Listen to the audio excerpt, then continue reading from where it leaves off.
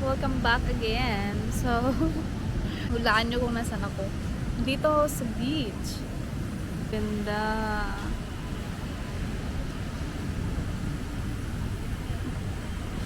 Ang ganda ng beach.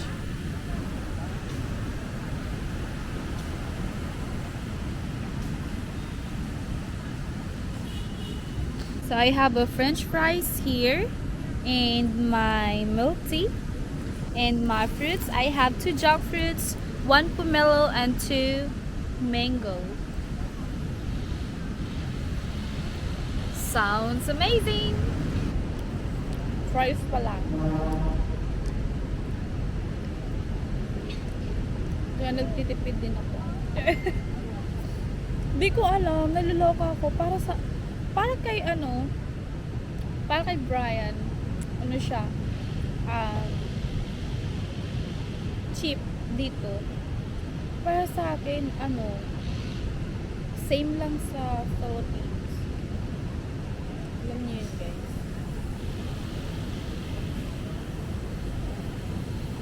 Minimix-mix ko yung sasawan ko.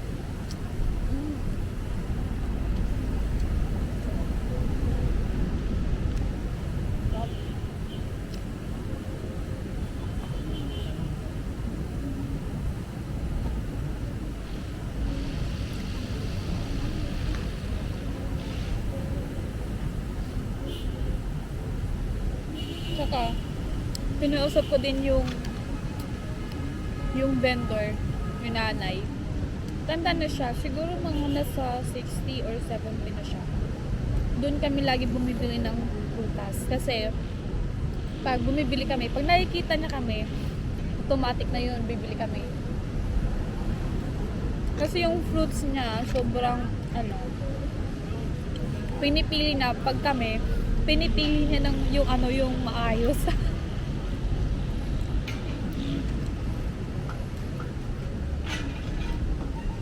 Tapos minsan, binibigyan niya ako ng libre. Sobrang bait niya.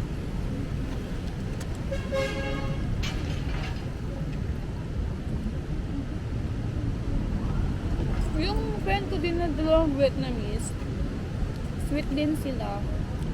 Alam niyo yun.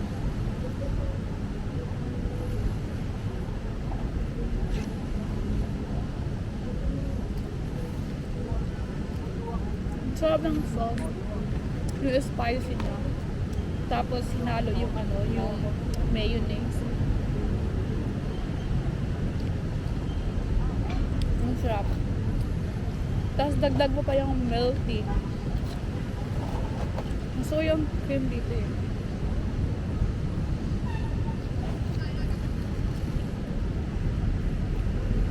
Yung gusto ko lang is tawag dito yung hindi natatawid sa malaking highway. Dito kasi tatawid ka pa. Nakakatakot kasi ang lalaki ng mga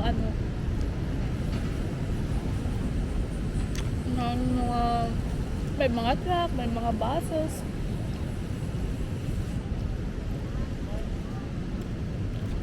Pero walang mga jeepney.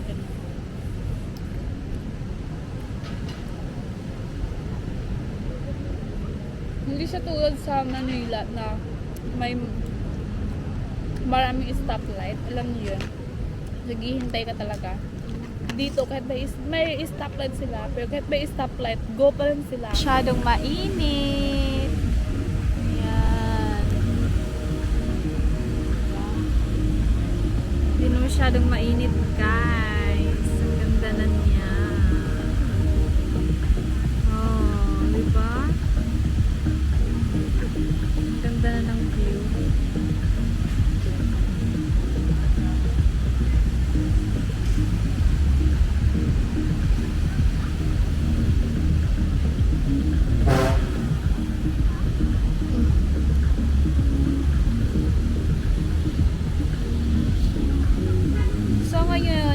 naghahanda na ako para umuwi na, babalik na ng apartment. Kasi meron akong mga dala. Ayun o. So, I'll update you later pag nasa bahay na ako. Kasi natatakot ako maggamit ng camera sa daan. Baka masagasaan naman ng motor. Minsan kasi may mga driver na Vietnamese dito or mga foreigners na parang may nahanap pero hindi sila, sa iba sila nakatingin, hindi nila alam may tao na pala. So, ayun guys. Update you later. Ang init. Hindi ka din kasi pwedeng buksan yung glass door. Siguro dyan na ako magtambay after mag-check. Wow! Meron akong bagong towel at ayan, pinalitan din nila ng bagong comforter at bedsheet. Check natin yung pillow natin. Kung pinalitan ba? Yes, bago. Taga Tuesday kasi nila pinapalitan.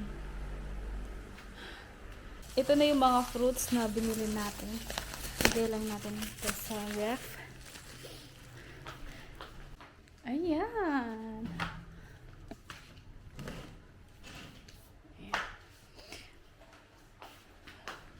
Sa totoo lang, yung apartment namin dito, mas malaki pa siya sa bahay namin sa isla. Malaki yung bahay namin dito, guys. Mas malaki pa siya, promise. Ang lawak. Siguro yung yung ito. Siguro yung buong area. Wait. Siguro yung buong area, guys. Ayan. Ito naman yung yung kitchen namin eh. Tapos ito naman yung couch namin, yung balisala na ganun. Ayan. Yung buong area is yung buong na namin dun.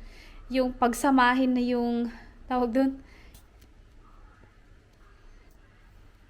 Yung pagsasamahin na namin, pagsasamahin na yung sa sala, kwarto, yung buong bahay, hindi kasali yung yung kitchen. Ayan, ganoon siya kalaki dito. Tapos yung kwarto namin, sobrang lawak din siya. Same lang din. Ayan. Ayan yung kwarto namin. 1 bedroom. Ang lawak niya. Ayan. Yung ginagamit ko is electric fan. Kasi, mura lang pag electric fan yung gamit ko dito. Meron naman kaming aircon, pero hindi ko alam, mahal yung electricity dito sa Vietnam. Ayan, buong bahay. Tapos, ito yung kwarto. At ito naman yung CR namin. Ayan.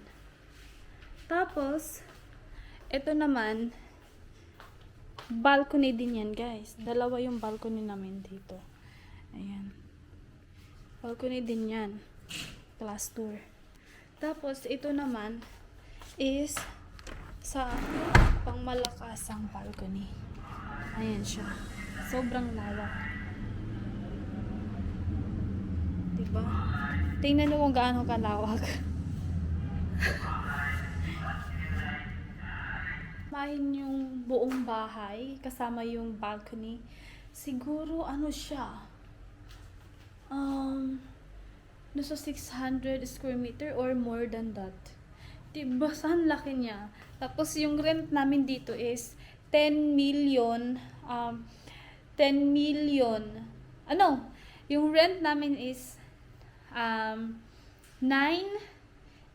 million per month.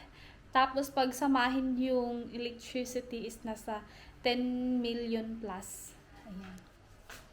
So, 'di ba ang ganda? Ayan, hindi namin nagagamit 'yan kasi Mas gusto namin yung laptop. Kasi may Netflix. Ayan kasi naglo-loading pag nag-Netflix.